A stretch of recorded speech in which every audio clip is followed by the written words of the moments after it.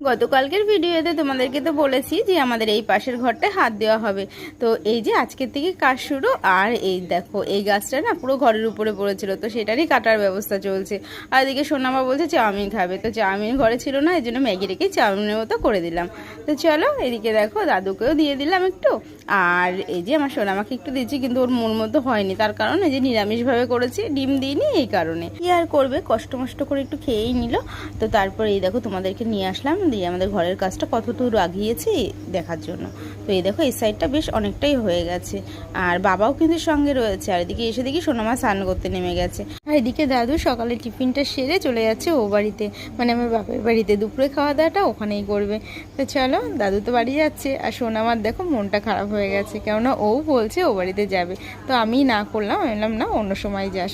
তো দাদুকে টাটা করে দিলাম। আর সত্যি কথা বলতে দাদু চলে গেলে না খুব খারাপ লাগে। আজকের মতো এই পর্যন্তই, আবার